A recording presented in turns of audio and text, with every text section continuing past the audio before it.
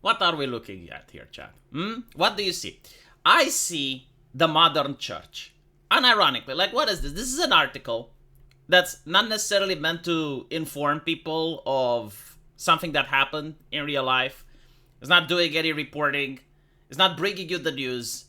It's the opinion of a lady journalist that tries to explain to you how decent citizens think, how you need to behave if you want to be considered a decent citizen, and also the type of conversations that you need to have with others in order to be accepted into the echelon of, I guess, like, middle class. And you get to see, like, many of these articles popping up recently, not necessarily in The Guardian, but they're basically, like, trying to give the same message. No fireplaces, no meat, no air conditioning, no cars, no flights, no transportation, no dairy, which would obviously include no sweets, no ice cream, so on and so forth.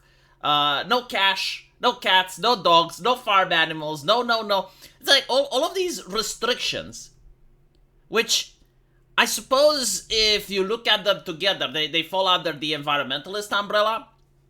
And you need to make sure that the correct way of living is the most humble and the most difficult life imaginable. It's living a life of pain and suffering, basically. Again, no air conditioning, right? No cars, no heat, no fireplaces, no meat. Like, imagine living without meat, right? And I mean, you will survive, but a lot of people will not be able to do it. So, the reason I believe that this is replacing the way the church used to be is because if you look at the Orthodox Church's doctrine, and I don't think like many people still follow the old teachings, but when my grandmother was younger, like this was definitely common standard. They would teach that, for example, if you have sex with your wife for pleasure, so anything else besides procreation, it is sinful. So even if you're married with someone, right? So you're within marriage, and let's say that you find out that your wife is 1 month pregnant. Well, if you have sex with her after that, it's a sin because you're having sex for pleasure rather than procreation. But like this is the like some of the restrictions that the church used to have. I don't think they still support them now.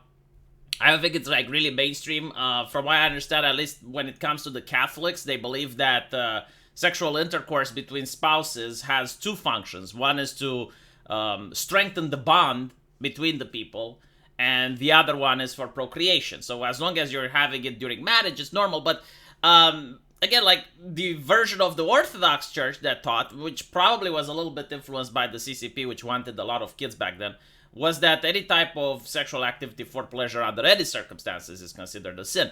And that was just one example, right? Like they were very invested in how people live their lives. They were very invested of what you're allowed and what you aren't allowed to do. And most of the things were like literally built on a life of humility and suffering. And the idea was that the reward was in the heaven, right? So like you live this difficult life on earth, which is filled with trials and woes and suffering. And then you get to heaven and you get your reward. What I find interesting with this new way of thinking regarding environmentalism, they take it as far as saying that, yeah, like you need to suffer now. Like no pets, no air conditioning, no meat, no sweets, none of this thing. And there is absolutely no reward for it. Like none whatsoever, right? Because like when you die, there is no heaven.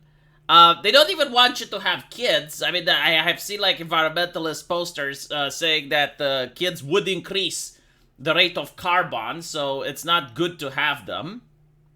So it's not like even the satisfaction, like the idea that we're living a better planet for the next generation.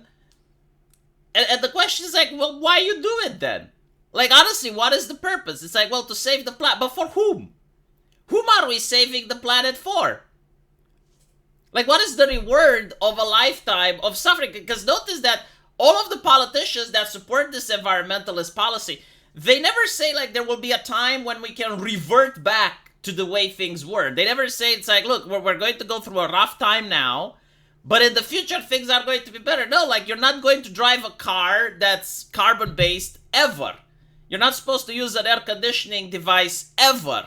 You're not supposed to eat meat unless you're eating the bugs, right? So it's fascinating that so many people are adhering to this. And again, like, the most bizarre stuff is that you shouldn't have kids either, because if you do, then it's not environmental friendly because they have a carbon footprint. And I'm thinking, like, okay, so, like, it's not even like creating a legacy. It's not even like leaving a better world for our grandchildren. Like, what is the purpose then? Well, what is the point? You know, it's very difficult to understand. I think it's like the same point that a lot of activists for loving animals, let's put it like that, right? So, like, PETA adjacent activists behave in Romania. So they will see a cat, and this is like a little bit of mental illness here, but I will tell you something that may shock you. They will see a cat on the street which is pregnant, and they will spay it. Like, they will literally take that cat to a veterinarian, which is going to give that cat an abortion in order to spay it, so that the kittens don't suffer. Because according to them, I'm not making this up, like, I know it sounds bizarre, this is not my idea, it's what I find on Facebook. According to them, if the kittens are born, they can be ran over by a car, they can get sick, they can starve to death. So it's better if you spay the cat so it doesn't have kittens. Take into account that in Romania, we do not euthanize kittens that are just stray, right? So, like, if it's a stray cat, the only thing that you may do to it is, like, to spay it, but that's it. So it makes no fucking sense. It's like the idea of, like, okay, we're preventing the harm by preventing the animal from being born. Right? And I think, like, this is the same mentality that the environmentalists must have, where they basically say, don't have kids, protect the planet so that you don't create a kid that, like, suffers the environmental consequences, I think. I don't know. It's so fucking bizarre. Again, like, I genuinely do not get the appeal. Like, if you follow this ideologically, it makes no fucking sense whatsoever. And of course, you know, the rich people, they still manage to maintain their same lifestyles. I mean, you don't see regulations to not build air conditioning on yachts, or to restrict the numbers of private jets that the government is allowed to use. You're not going to see any of that. Fascinating, isn't it? Meanwhile, rich people are still buying property next to oceans, and it's very interesting.